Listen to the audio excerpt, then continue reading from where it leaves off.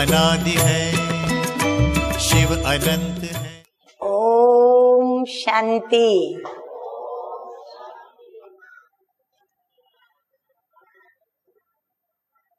सर्वप्रथम आज समस्त विश्व की सर्व सदा कल्याणकारी, दुख हरता, सुख करता, परम प्रिय परम पिता परमात्मा, ज्योतिर्बिंदु परम धाम निवासी, निराकार सदा शिव बाबा की प्रिय संतान, आध्यात्मिक शिव बाबा की संतान सर्व आत्माएं तथा विशेष शिव भक्तों को आज महाशिवरात्रि के पर्व पर और महाशिव जयंती के पवित्र पर्व पर बहुत बहुत बधाई हो, बधाई हो, बधाई हो, मुबारक हो, मुबारक हो और मुबारक हो।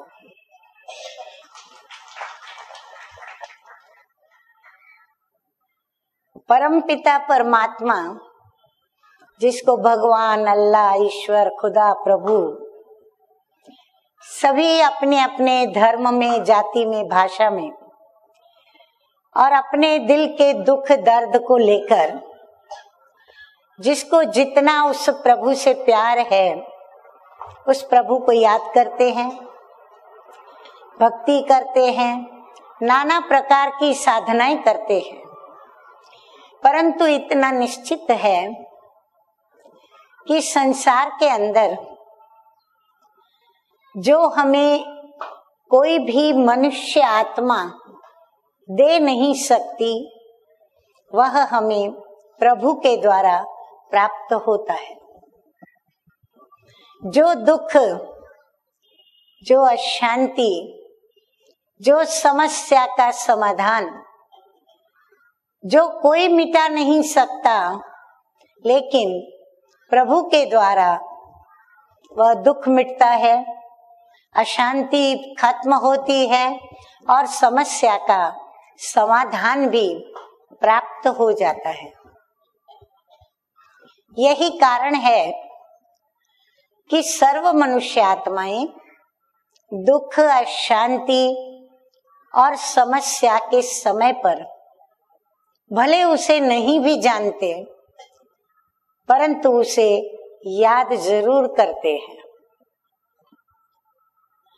बड़े आश्चर्य की बात है कि उस प्रभु को तुम मात पिता हम बालक तेरे, तुम्हारी कृपा ते सुख घनेरे, या फिर त्वमेव माताश्च पिता त्वमेव, त्वमेव बंधु च सखा त्वमेव, त्वमेव विद्या द्रविणम त्वमेव, त्वमेव सर्वम मम देव देव, या फिर शास्त्रों के द्वारा परमपिता परमात्मा की बड़ी भारी महिमा, जो सर्वोच्च महिमा है, जो कोई भी नहीं कर सकता, वह ज्ञान की अधिष्ठात्री माँ शारदा, माँ सरस्वती, जो कि विद्या की देवी है, वह अपने शब्दों में करती है कि असित गिरिशम स्यात कज्जलम सिंधु पात्रे सुर तरुवर शाखा लेखिनी पत्र मुर्वी लिखति यदि गृहीत्वाम शारदा सर्वकालम तदपि तव गुणानाम हे ईश पारम न याति। जिसका अर्थ संक्षिप्त में यही है कि हे प्रभु, यदि मैं पूरे धरती को कागज बना दूं, समुद्र पहाड़ को घोलकर स्याही बना लूं और जितनी भी पेड़ की डालियां हैं उनके कलमे बना लूं, और मैं यदि तेरे गुणगान लिखने बैठूं, तेरी महिमा लिखने बैठूं, तो तेरी महिमा इतनी अपरंपार है कि मैं लिखने में असमर्थ रहती हूँ। ठीक इसी प्रकार हम मनुष्य आत्माएं भी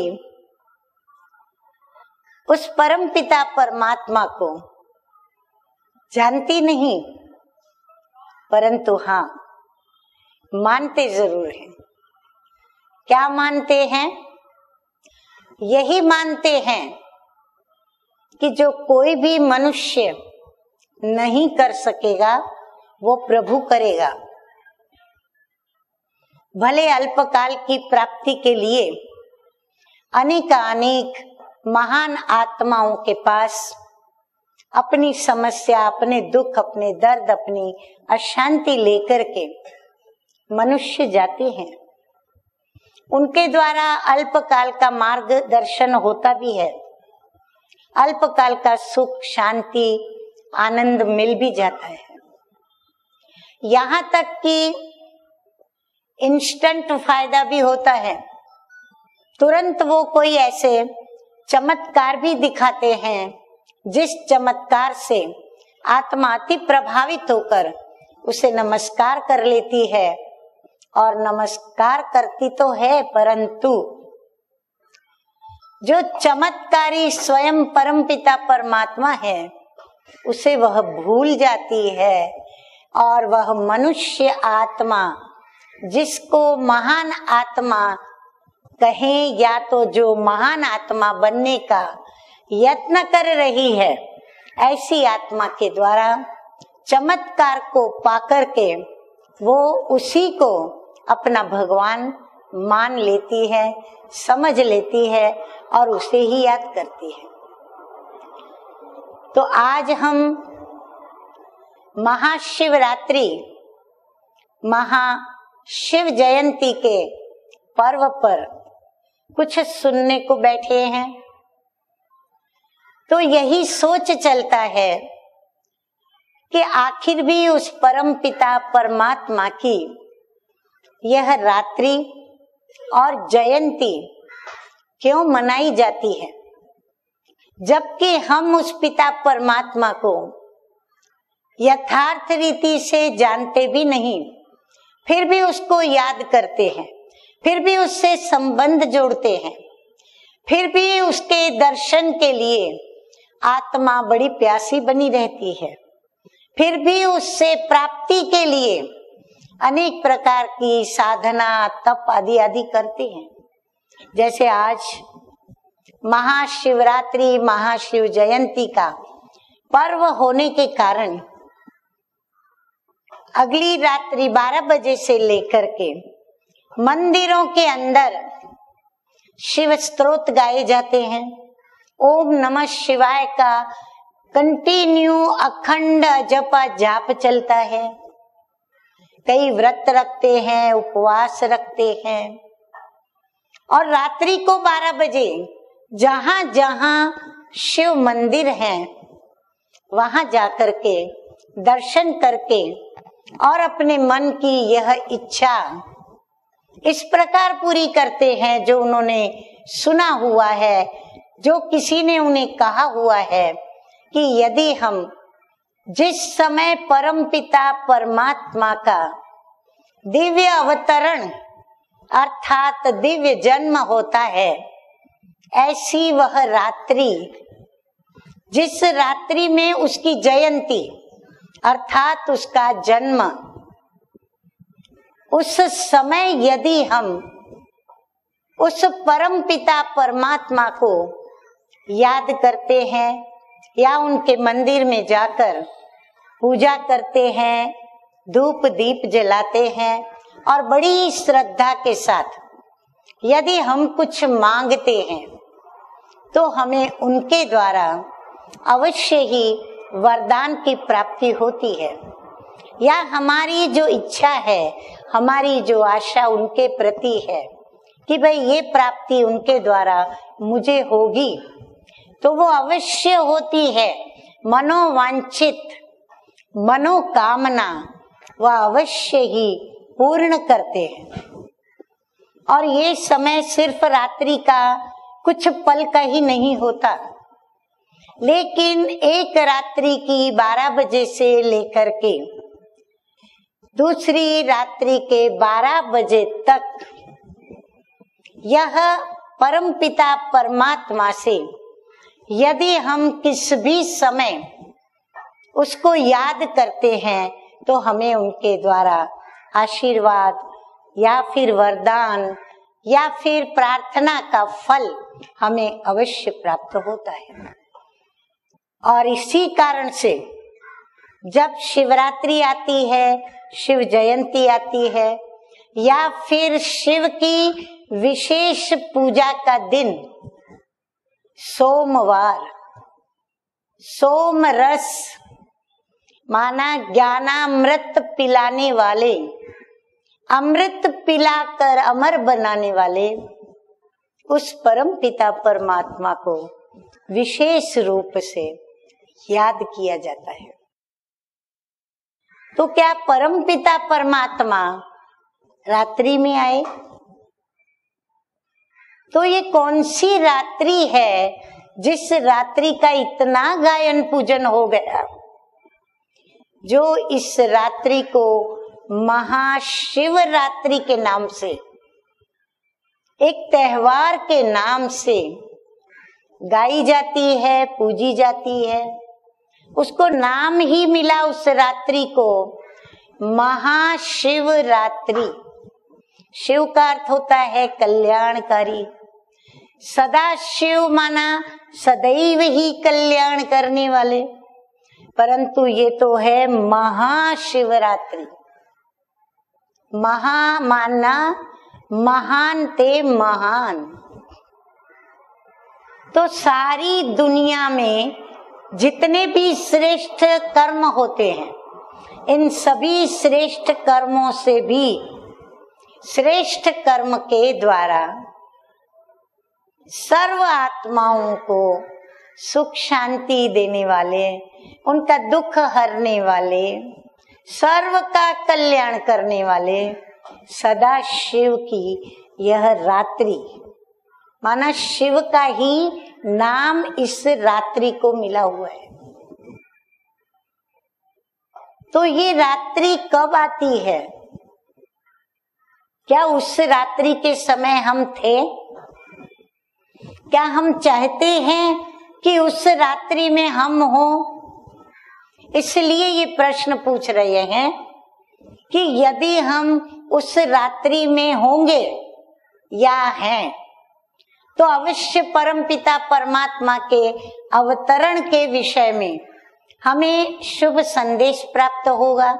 हमें उसके विषय में जानकारी मिलेगी कि जिसको हम सिर्फ इस जन्म में नहीं, लेकिन अनेक जन्मों से हम जिसको याद करते आए हैं, तो हमारी उस प्रभु दर्शन की आश, प्रभु मिलन की प्यास जब पूरी होती है या होंगी, तो ये रात्रि, तो रात्रि में प्रभु का आना क्यों? तो प्रभु ने हम बच्चों से वायदा किया है, इसलिए हम इस रात्रि को मनाकर उस प्रभु को याद करते हैं, उसका स्मरण करते हैं। क्या वायदा किया है? श्रीमद् भगवत गीता में हम सभी सुनते हैं, पढ़ते हैं और कईयों को कई बार सुनाते भी हैं कि यदा यदा ही धर्मस्य, ये प्रभु का वायदा हम बच्चों के प्रति, यदा यदा ही धर्मस्य ग्लानिर्भवति भारत अभ्युत्थानम अधर्मस्य तदात्मानं सृजाम्यहम्। अर्थात जब जब इस सृष्टि पर धर्म की हानि होगी, अधर्म का साम्राज्य होगा, तब अधर्म के नाश हेतु और धर्म की स्थापना हेतु और साधु पुरुषों की रक्षा हेतु, साधु माना तिलक वाले, दाढ़ी बड़ी हुई, गेरुए कपड़े पहनने वाले, या बहुत बड़े बड़े ऊपर जूड़े जिनके बन चुके हैं, ऐसे लोगों की बात नहीं हो रही है। साधु पुरुष माना, सद्गुणी, नैतिक चारित्र की ऊंचाई वाली मनुष्य आत्माएं जो सर्व को सुख और शांति पहुंचाती है, ऐसे अच्छे लोग, पुण्यशाली लोग, पवित्र श्रेष्ठ कर्म करने वाले लोग, सत्य पर चलने वाले लोग, ऐसों की रक्षा करने हेतु परमात्मा कहते हैं मैं आता हूं। और आकर के हम बच्चों को फिर क्या कहते हैं? हम बड़े दुखी हैं, अशांत हैं, हम विषय विकारों में फंस करके रो रहे हैं, दुखी हो रहे हैं, आंसू बहा रहे हैं, निराश हैं, उदास हैं। ऐसा भी लगता है कभी कभी कि संसार में कोई नहीं जो सभी के दुखों को दूर करे, या मेरा भी कोई दुख आकर के दूर करे। तो प्रभु ने क्या कहा सामने? हमारे दुख प्रभु जब सुनता है, वो पिता है, वो माँ है, सखा है, बंधु है, परम शिक्षक है, परम सतगुरु है। वो हमारी जीवन नैया को पार ले जाने वाला है, हमारी बिगड़ी को बनाने वाला है, हमारी बिगड़ी तकदीर को संवारने वाला है। कहता है, हे मेरे लाडले बच्चे, मेरे मीठे बच्चे, सिर्फ एक काम करो,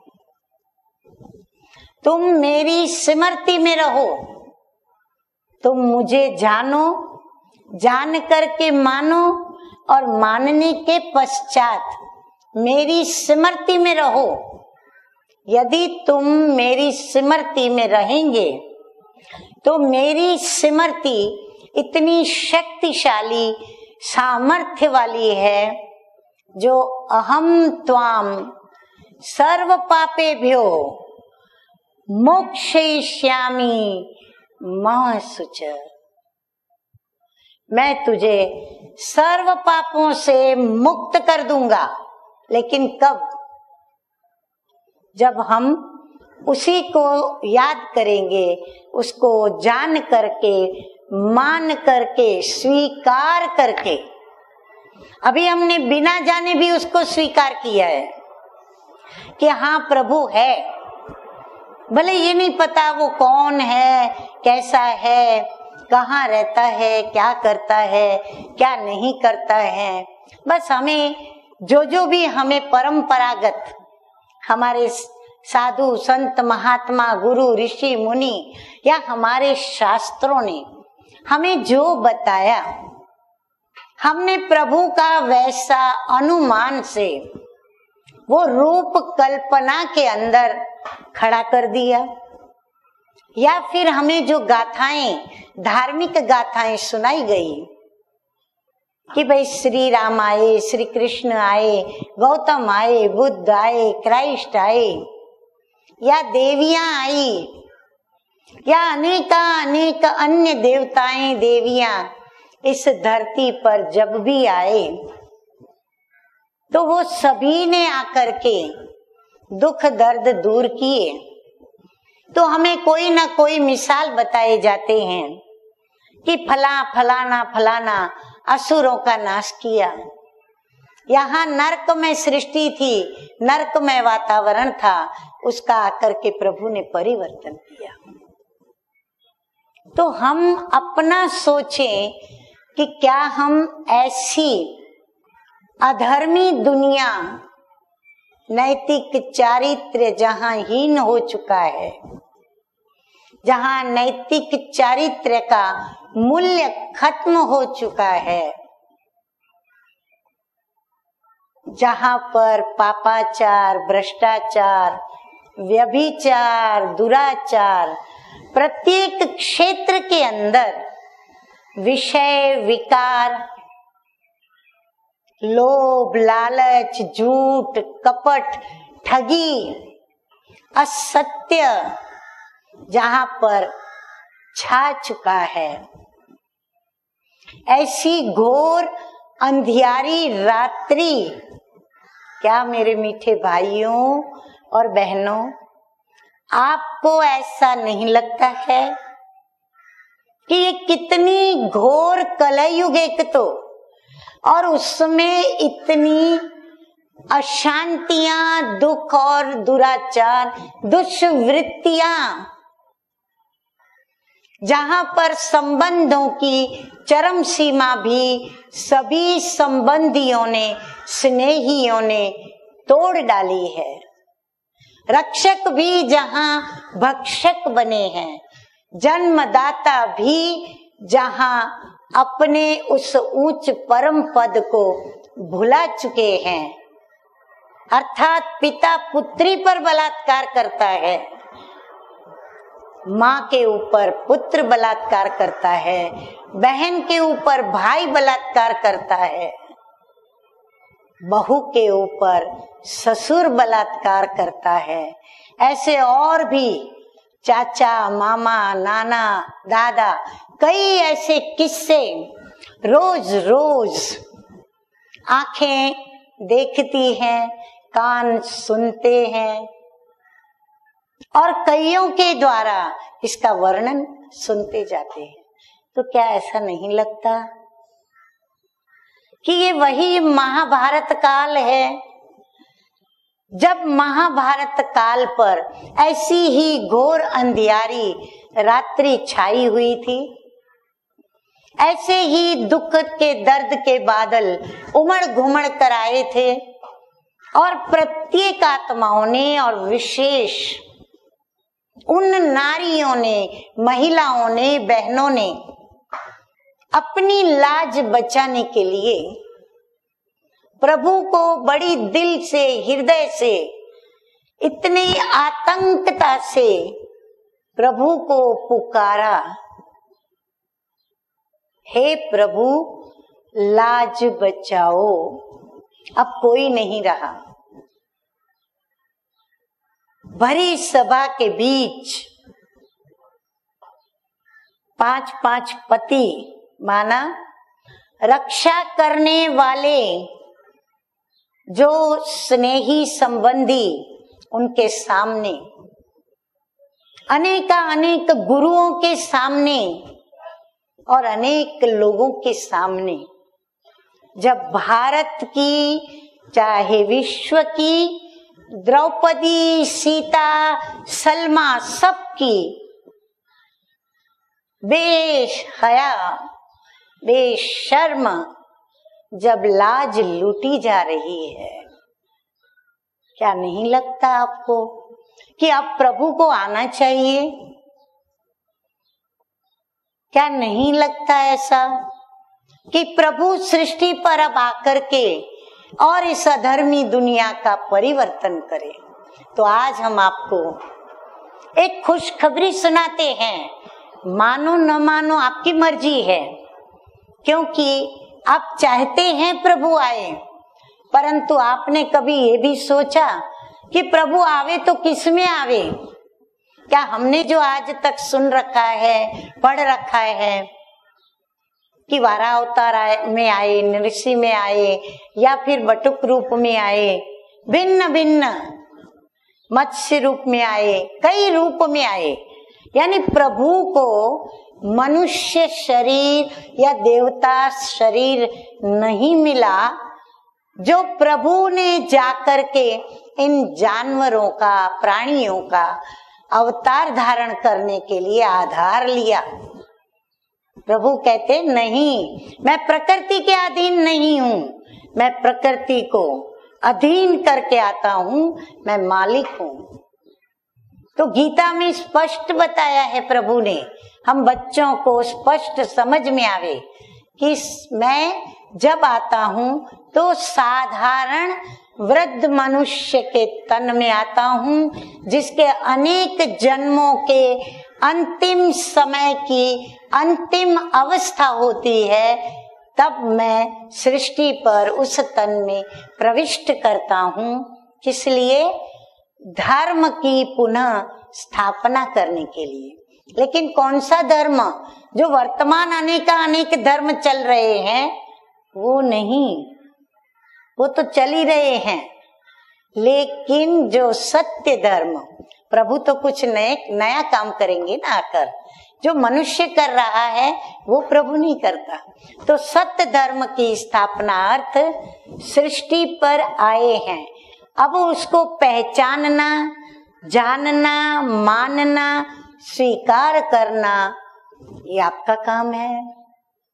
हम आपको हार्दिक आमंत्रित करते हैं कि हमने उसको जाना है, माना है, पहचाना है। न सिर्फ इतना, हमने उसको पाया भी है और उसको पाकर के ये अनुभूति में चल रहे हैं कि पाना था वो पा लिया, अब काम कुछ बाकी ना रहा। क्योंकि प्रभु को पाना माना सर्व प्राप्तियां होना। तो वो परमपिता परमात्मा शिव, जिसका आज आप बड़ा जन्मदिन मना रहे हैं, रात्रि को जाकर के उसका पूजन कर रहे हैं, जिसको याद कर रहे हैं, वो आपको पुकार रहा है। वह आपको कह रहा है, मेरे मीठे लाडले बच्चों, अब ढूंढना बंद करो, ये पूजन भी बंद करो। अब मैं खुद आया हूँ, आपके सामने प्रत्यक्ष हुआ हूँ। लेकिन उसके लिए आपको जहां वो प्रत्यक्ष हुए हैं वहां उसके पास जरूर आना होगा, क्योंकि अब वो आ चुका हमारे लिए। अब हमें जाने का कार्य करना होगा। तो हम उसको पहचाने, जाने और माने, फिर उसका स्वीकार भी करें। जब स्वीकार कर लेंगे तो आप भी हमारी तरह यही अनुभूति का गीत गाएंगे कि पाना था वो पा लिया, काम बाकी क्या रहा। वाह मेरे प्रभु वाह, तेरी लीला अपरम अपार है, तेरी लीला, तेरी महिमा अपरम अपार है। तो इस प्रकार आज की शिव जयंती मनाएं, शिवरात्रि मनाएं कि उसे जानने के लिए भक्ति मार्ग में ढूंढा। अब ये ढूंढो कि इनका परिचय कहाँ प्राप्त होगा, कहाँ हमको उनकी एड्रेस मिलेगी, जो हम अपने बिछड़े हुए पिता से फिर मंगल मिलन मना सकेंगे। ओम शांति, ओम शांति।